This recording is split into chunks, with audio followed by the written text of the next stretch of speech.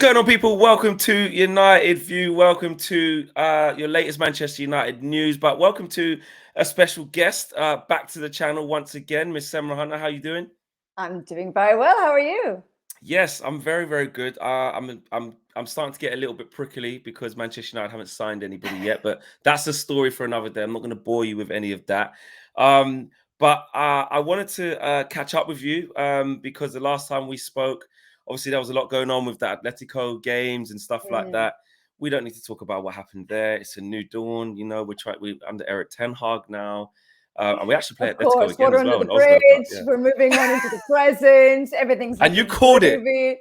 That annoyed me as well. You actually called it there. You said, "I think Atletico will just nick it," and that's what happened. That's what happened. But anyway, no more Atletico. No more Diego Simeone. No more Atletico.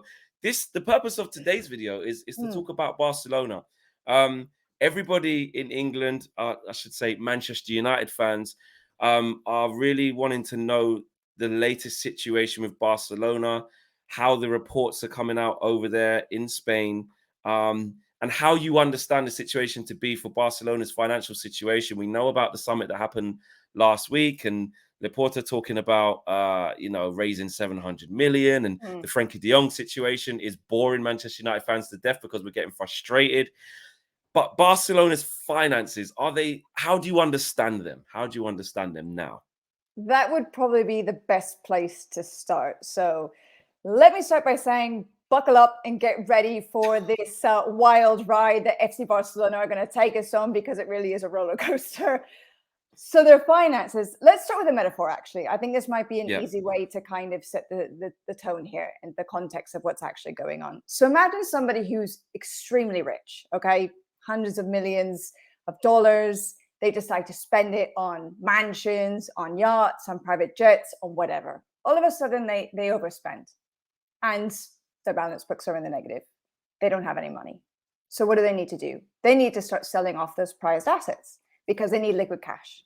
So that means no more private jet, bye-bye yachts, bye-bye mansion. It means get rid of everything, sell everything that you possibly can, okay? That, in a nutshell, is basically what Barcelona are trying to do right now. They're trying to sell off assets, and they can take on different forms. So basically, they had this assembly the other day with the socios. The socios are the members, and these are specific members who are allowed to vote on these kinds of matters. And they voted on what are called economic levers. So there are 3 of them, or actually 2 of them, that had to be approved, and they both got approved. So that doesn't mean that now automatically they're going to get that 700 million that you were talking about. They now can take action to make something happen in order to get that much needed revenue or income. So basically what it is, there's 2 things that we're talking about here we need to focus on. You mentioned BLM. BLM stands for Barca's licensing and merchandising. So what they've decided to do is sell off 49.9% of that. What that is products that they sell at stores, online, merchandising, all that kind of stuff that you can get. And they say they have something in the ballpark of 2,000 products. So they're looking for somebody who's going to buy that. So they're looking at offers on the table right now, and they'll make a decision. So that hasn't happened yet. The other thing is they've sold off 25% of their La Liga TV rights for the next 25 years. So combined, it's a long time. It's a long time. And by the way, with the BLM thing, they can buy it back in about 5 years, but God knows what the value will be at that point. Yes. If they'll even have the money to do that. So what that means is Laporta is saying is, together with those 2 levers, the idea is to raise minimum 600 million euros. Okay. But they're on a time crunch because there are 2 very important dates here that are coming up around the corner. The first of which is June 30th. The second of which is July 31st. June 30th is whenever they need to present their financial records for the 2021-22 season, so this past season. And they need to be in positive numbers. They need to not only balance the book, they need to show that they've made a profit. The way they can do that is through these levers, for example. So if they can actually sell off the BLM, if they can sell off these television rights. And the other thing is, the third one would be salaries.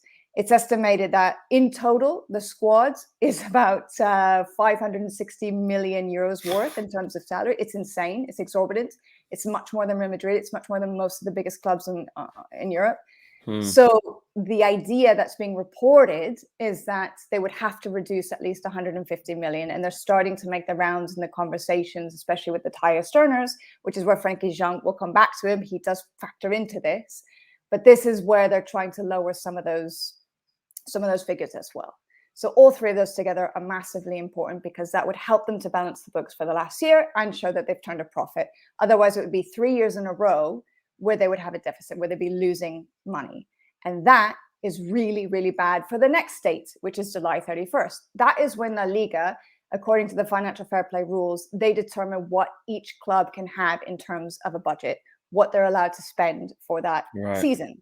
So if they're in the negative, if they're in hot water, then that means it completely messes up all of their planning for next season in terms of squad building and transfers, etc. So it's all contingent on what happens by the end of June. And then obviously they'll have more bandwidth or less bandwidth to then spend on transfers and to spend in the market. So where does Frenkie picture in all of this? He's one of the most, let's say, prized assets that they have in the squad. He's someone they figure that they can still get a lot of money out of. They can turn a pretty penny for him, which is why reportedly Barca want 85, 86 million euros. Okay. Manchester United, it yet remains to be seen whether they're happy to spend that or not. I think they've come in at a lower offer, something around, I think initially 60, and then they bumped it up to 70. A second bid's imminent, they're saying, yeah. Well, there you go. So we'll see if they accept it or not. But then the question is, does Manchester United really want to go all in with just one player? Because the reports that are coming out of England are that the budget are, capped at something like 200 million, maybe something like that. Yeah. So if that's the case, you're spending almost maybe half of your money to spend in the market on one player, when you still need a right back, you need a centre back, you need a centre forward, you also need quite a few midfielders. So I don't know if it would be, from Manchester United's point of view, money well spent in that sense, because you could spend less and maybe buy up players with maybe not as big of a name as Frenkie de Jong, for example, and you could get more for your money. So it depends on what Manchester United want to do, what the strategy is. Obviously, he's a fabulous player. He would fit in really well with Erik ten Hag because they work together, and probably he was the best under ten Hag. But again, it all comes down to how much money are they willing to spend on him, and what is that going to then have? What kind of effect is that going to have on everybody else that they want to bring in as well in terms of squad building? Because you guys need to bring in a lot of players, right? We do. So I think that's why it's taken so long as well, because we've seen like the deliberation, and we're hearing reports that they're kind of 11 million euros apart or 12 million euros apart. There was some reports, and I don't know if you can enlighten us on this, that basically Barcelona are saying that the reason why we have to stick to this number of, I think it's 86 million euros or something like that, and nothing more, nothing less, is because of La Liga. Is that tying into what you were saying a short while ago in terms of the sanctions that could be imposed on them if they don't show they've made money? Is that what they mean? So they're actually telling the truth about that? What they mean is that they can't, if they bring any new player in, they can't register them. So it would almost be a moot point to actually bring a player on board, because you can't actually register him to play. So it's more about, I mean, they're not lying, they're telling the truth. La Liga are very strict whenever it comes to these financial fair play rules. There is a cap, there is a limit. It's different for every single club, depending on their financial situation. You cannot go over that limit. And so whatever it is, and also like it's an automatic system. So you can't like go to La Liga and try to negotiate things. It's like a website. You go in, and based on your situation, there's like a list of players, and then you can click on them to try and register them. And basically, if you haven't complied with their rules, they don't give you the option to actually physically press the button to register the player. Right. Something along those lines, right? So they have to reduce these numbers, whatever it is they need to do. They need to make sure that they get use of these levers that they're looking at. They need to try and sell players before they can bring more in. They need to reduce those salaries. They have so many things they need to do in a really short amount of time. It's going to be a very difficult summer, I think, for them. So to on that part of what you're saying, the notion of where Manchester United fans were maybe becoming a little bit worried after that meeting, where I was reading some of the quotes where he was saying, you know, we're basically like a Formula One car. that needed to pit, you know, and now we're going to get our engines sorted so we can get back to pole position. I saw another analogy. He was saying we've basically been in the ICU. Now we're going to go to a normal room and then we can go about our life again. Loads of little analogies to get the Barca fans on side. That's his job. I understand that. But there was a kind of maybe a misconception that Barcelona, now they've able to operate or sort of invoke those levers, that they're not in financial trouble anymore. But actually what you're saying is they have a pathway, but as it stands of now and within the constraints that need to happen in this summer, they are very still much in financial crisis. Correct. Everything is just kind of hypothetical at the moment. The first step was to get it approved by the members, to say, we give you the green light to go ahead and do this. So now they're in the phase where they're actually trying to actively put these things into practice. So that hasn't happened yet. So they haven't been able to bring in that money. And they need to do that by basically, 10 days from now, 8 days from now, something like that. They have a very short window here to do that. So the other thing to keep in mind, I think, when it comes to Frenkie de Jong, is the player himself. He's actually said publicly once or twice, I think, in the last month, that he wants to stay at Barcelona. That doesn't mean do they care? Do they care about that? Well, that was the next thing I was going to point out. I think we've seen time and time again throughout the history of football, and even working with a lot of ex-players myself, they've told me stories of when they've been pushed out of a club, they've been moved on, even against their will, because the club said to them, listen, we're really sorry, for financial reasons, we need to sell you because we can make a lot of money off of your sale. They're currently negotiating, aren't they? Twice over, so yeah. Exactly. So he may not want to go, but he also may not necessarily have a choice. But having said that, I think if he were to end up going to Manchester United, be reunited with Ten Hag, I think he'd probably be happy about that. And also he'd probably play in a position that's more suitable to who he is and his strengths anyway, which is not something that we've really been able to see consistently at Barcelona, even though I think slowly things were starting to change with Xavi. But I think there's still very much a very real possibility this could happen. It just may take some time. And it also depends on Barca, if they really want to sell him or not. I think Xavi would prefer to keep him. He would prefer not to sell him. So if they can actually activate these levers as the top priority, and maybe not necessarily have to part ways with someone like Frenkie de Jong, then maybe they'll sell others instead. Well, that's what I was going to ask. Is there a way, and I hope this doesn't happen, because obviously as a United fan, I do want Frenkie de Jong. But is there a way where they could keep someone as valuable as him, where they know Manchester United are interested in him for the sums that we're interested in him for? Is there a way that they could keep someone as valuable as him, but have enough assets in other players to sell and still be able to get Lewandowski, still be able to register Christensen, still try and get Rafinha, still try and get Bernardo Silva? Or is that just impossible? They have to sell Frenkie de Jong. Is that a thing? I don't want to say it's impossible, because obviously none of us have seen the numbers. You know, I mean, we can only work off what we're being told here.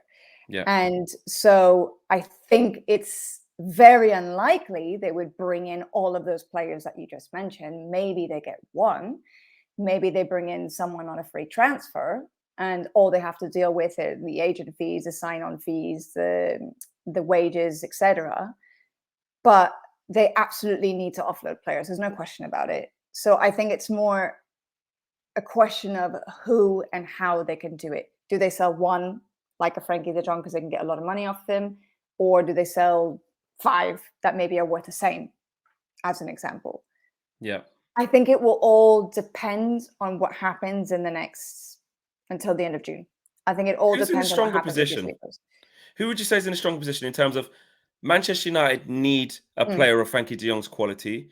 I think it's very clear from the Manchester United side. I think we all agree as Man United fans that Erik ten Hag has said to our board, get me him. I don't care if I have to wait, because Manchester United fans have been saying, walk away. He doesn't want to come here. We shouldn't be begging anyone, or Barca are leading us down the river. Just forget him, walk away. But then I think now what we're seeing is an acceptance that actually this manager really wants him. So that's Manchester United's point, versus Barcelona, who, like you said, are desperate to offload.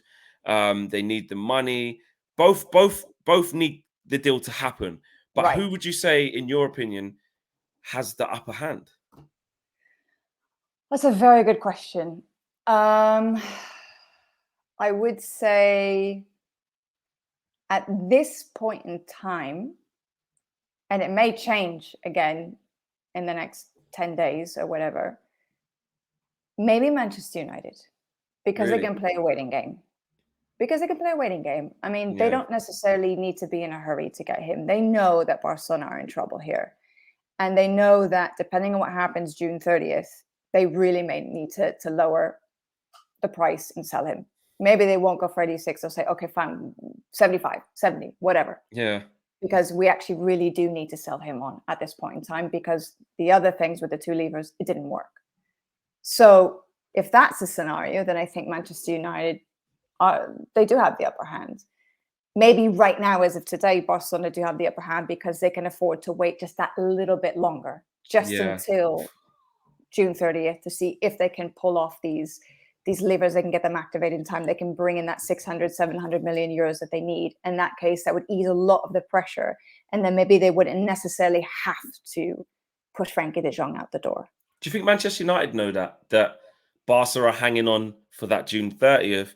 So if we stay in this race long enough, I know the fans are getting angry. Right. I know it may look like we're not progressing with this deal, but actually, when you look at how you've just broken down all the factors, which I didn't think of it this way, actually Manchester United, I don't want to give them credit because it's really weird. We haven't signed anyone yet, but are they maybe playing this in the right way to basically get a poker bluff? Because I'm not going to lie, I've been saying, listen, this morning, if you were to see my show this morning, you'd see a very different flex. I was saying, I'm getting fed up. Just pay the 11 million. The Glazers are set to take 11 million in dividends out at the end of the week. Just use that and pay it. We're fans. We're emotional. We want things now.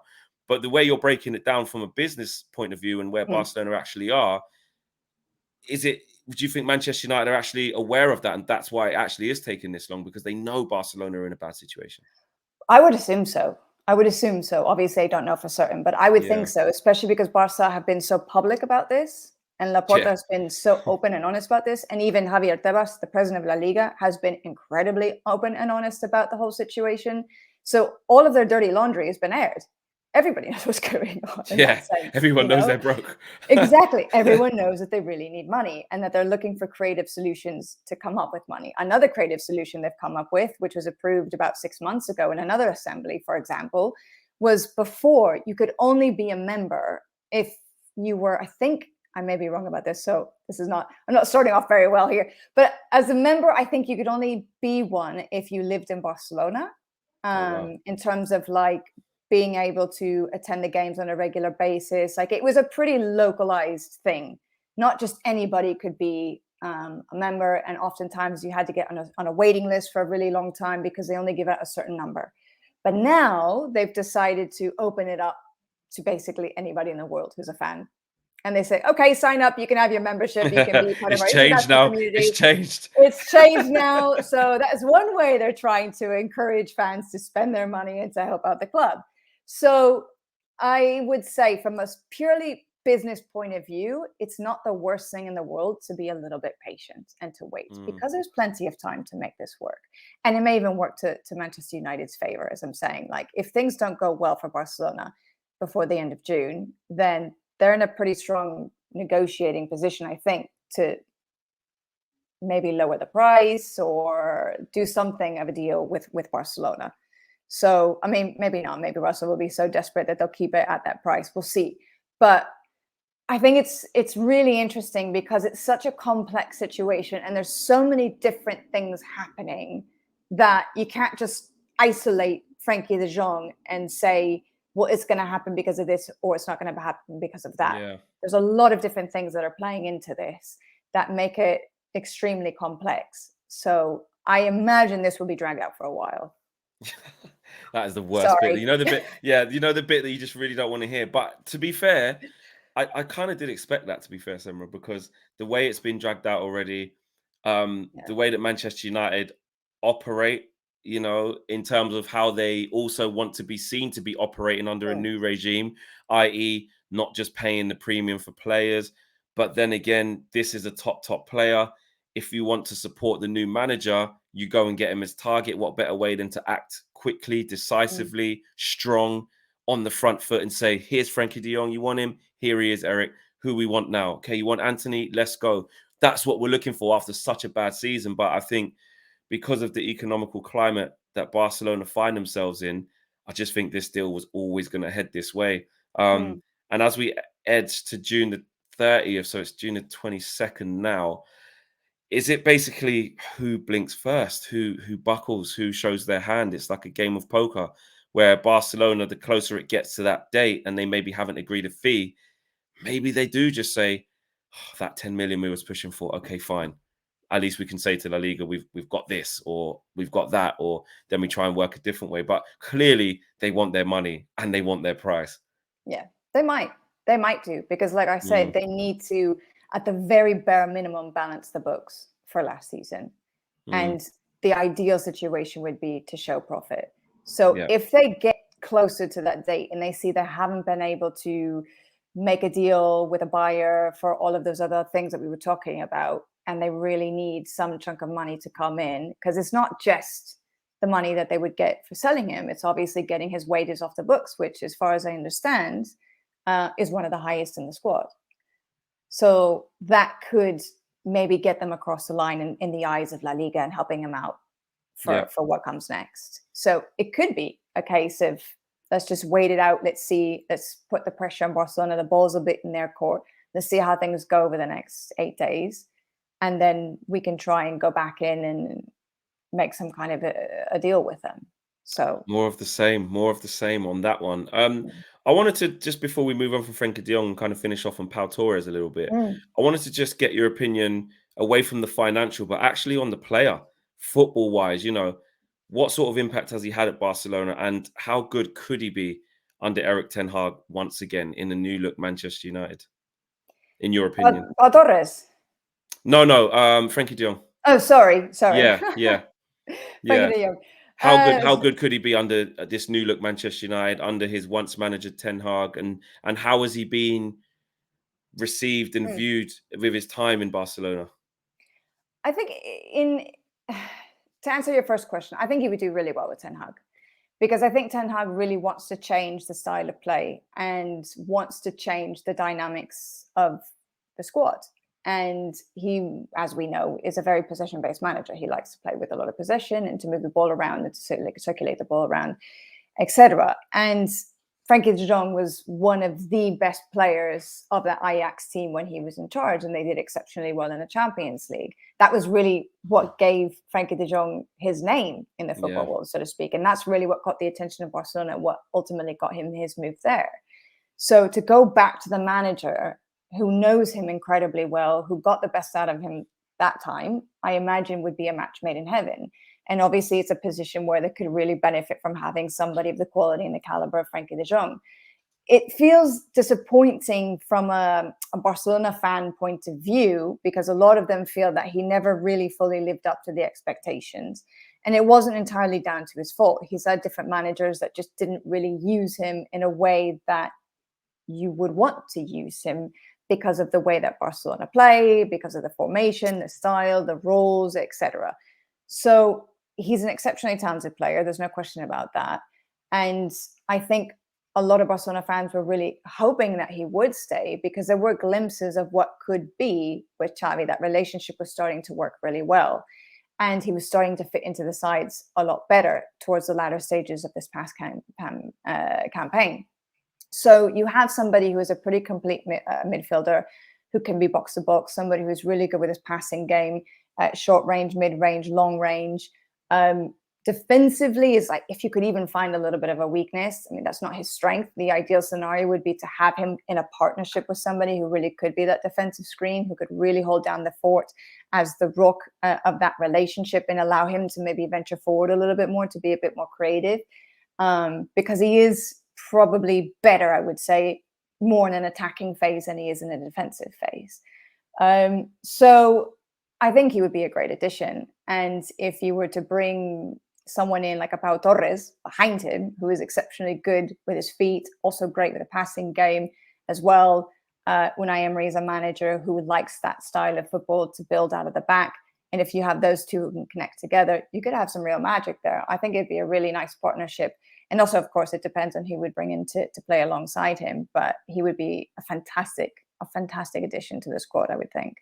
Yeah, I think a lot of Manchester United fans would echo that. They all seem to want him, although the And deal he's took too young, long as the you player. know? Yeah, He's exactly, still young. exactly. He's got so much more longevity in his career, you know, and I think he's still Mm, capable of improving so much, quite yeah. honestly. So, I spoke with Alvaro Montero mm, a little while ago, and he gave me a really good insight into Pau Torres, and that was a few weeks ago, or a couple of weeks ago, I believe. And he was basically saying that he was just explaining about the little place of Villarreal and what Villarreal means to Pau Torres, and why he thought it would be extremely unlikely for him to move. He's mm, very comfortable there. It's not about the money for him, unless he decides he wants a new challenge. He's right. very much he is Mr. Villarreal. He explained that to me. Yeah. But has anything changed for you, or how do you see the Pau Torres situation? You know, Manchester United have seemed to have missed out on Jurriën Timber. The hunt for a centre half looks like it will continue if we get Frenkie de Jong and then maybe Anthony. We still need a centre half. Hopefully, we get one. Maybe we don't. But if is there any leverage in the Pau Torres situation? How do you see it? Is he comfortable there? Is there noise around him still? He spoke in an interview not too long ago, and I think it would be interesting to try and interpret or read between the lines, because what he said was something to the effect of, I'm really happy here, but if something were to be offered on the table, then, you know, I've spoken to the president and he said he was very supportive in whatever decision that I would ultimately decide to make. So Right. something along those lines. I'm paraphrasing here, by the way, because I Yeah. can't Yeah. No. remember the exact phrasing. But the thing was, if the reports are to be believed, Tottenham are also apparently interested in him. They went after him last summer and he turned Yeah, I them remember down. that. Yeah. Yeah, and the reason he turned them down was because Villarreal, they played in the Champions League, they reached the Champions League. He wanted to play in the competition with his hometown club. So, as you say, it wasn't about the money. It was about pride and about representing that badge, Villarreal, having come through the ranks, having been born and bred there. Because I think it was only the fourth time they've ever played in the Champions League. So it Yeah. was a big, big, big deal. Things are different now. Villarreal didn't have a good season domestically. They're going to be in the Conference League. But again, this is where things may change. If he decides he wants a challenge and he wants to go on, because he is absolutely top class and he could How play good for is he? any of the How good top is he? clubs. Yeah, He's that phenomenal. good. He's phenomenal. He's honestly, he really is. He's exceptionally good and he's only getting better. And he had a great partnership with Albiol. And like I said, he's very tall. I think he's like 6'3". He's very good in the air. He's not the fastest or the quickest, but he is very good with his feet. He can bring the ball out of the back. He's got pretty good passing accuracy. And he's very good defensively. Hardly anything gets past him. He's obviously still quite young. I think he's 25, I want to say. But he made himself a pillar of the Spanish national team Yeah. relatively early on, I think, And when he was playing at Villarreal as 22. well. That's probably tough to do when there's so much competition at Exactly. places like Barcelona, Real Madrid, etc., and across the world when Exactly. Spanish players are playing. No, I mean, he's honestly gone from strength to strength. And last season, he was, without a doubt, that was his best season. I think the situation now is, though, that you have Manchester United who are not going to be playing in the Champions League, and you have Tottenham Yeah. who are. And so it We ain't getting depends. him. Sorry, We ain't sorry to getting bring that up. him. We ain't getting It's him. You just can for say it. one It's fine. season, okay? It's just for one season. I'm sure you guys will sort it all out, and then, you Oh, know, mate. the following season you're back I in the don't know top about flight. that. I don't know about that. I'm trying to be positive here. Yeah. But it depends on if that's something that he's looking at, because if it's not about the money, he may look at the projects. So he may look at the Eric Ten Hag project, he may look at the Conte project, he may look at the fact that, you know, one is going to be in this competition, the other one is in this one. What is it going to look like for the future? What do the squads look like? Playing time, because you have Rafael Varane. Obviously, he had a lot of injuries last season. He never really got to hit the ground running or to fit in properly. We'll see what happens. This upcoming campaign, you have Harry Maguire. Both of them are 29, so they're likely to stick around for a little bit longer. Harry Maguire is the most expensive defensive signing ever, something like Unfortunately, yes, he is. Yeah. that. So is he going to be third string? You know, Just all these things doesn't. factor into his decision making. And the other thing is, like you say, he's so deeply rooted to Villarreal. He may feel like, you know what, not for all the money, for the projects in the world. I want to stay here. I want to help my club get back to the Champions League. I want to continue to win titles. It just depends on what he really wants to do. And he hasn't said anything in the last month. It's been really quiet. Nothing has really been talked about from a Spanish perspective, other than the fact that there is interest from Manchester United and also now reportedly Tottenham have tried to Okay. rekindle the flame. Well, I remember we had a little bit of interest in him last year as well. That didn't really come to fruition. And I think we're in a weaker position. I think, like you said, the two projects, if he has to look at it, if he's going to leave his boyhood club, would he want to give up Champions League football when he could go to Spurs and play in a back three with what Christian Romero, Eric Dyer, and him would be look quite good? You know, they may get Jed Spence. You've got Perisic, left wing back. You know, going forward, they're looking at Bissouma ahead of him. So they're definitely building. So yeah, let's hope we don't have to get into a bidding war with him. But I just wanted to kind of get your views on him before we finish. I would love for him to stay, but you know. Yeah, maybe, and you know what? Maybe he will, because Alvaro was very, he was very sure. He seemed fairly confident anyway that Pau Torres was okay where he is, and the reason why he was okay there is he loves the club, etc. But like you say, things do change, and you never know. You know. Exactly, anything can happen at any moment. If Conte comes knocking and they pay the right money and they're in the Champions League and he's got guaranteed starting place, then why not? Listen, Semra, thank you so much for giving us that insight, that real good in-depth insight. To summarize, Barcelona are still in financial problems. They have activated these levers, but they have a pathway to get out of it. But as it stands now, there's those 2 key dates and they're working towards them, and they actively need to offload players. Doesn't necessarily mean it has to be Frenkie de Jong, but he's the most valuable asset. And that is why this deal is kind of prolonging itself. Is that fair to say as a summary? Yeah, I don't know if he's the most prized asset, but he certainly is one of the most. And I think that's definitely why he could be a big piece in this whole puzzle for Barcelona, which means that you may get your wish in the end. Please. Thank you so much for joining us. You guys can check out Semra on La Liga TV. If you guys have the channel over here, where else can people find you on your socials and stuff like that if you want to pick those up? Yeah, on Twitter at Semra Hunter, on Instagram at Semra_Hunter, on Facebook, and that pretty much sums it up, I would say. Great stuff. Semra, I'm sure we'll speak again very, very soon. And again, thanks very much for letting us have that insight. Guys, smash the like on the video, subscribe to the channel if you are new. And remember, you can join the United View Members Club as well. The link is in the video description below. We are out of here, guys. Peace.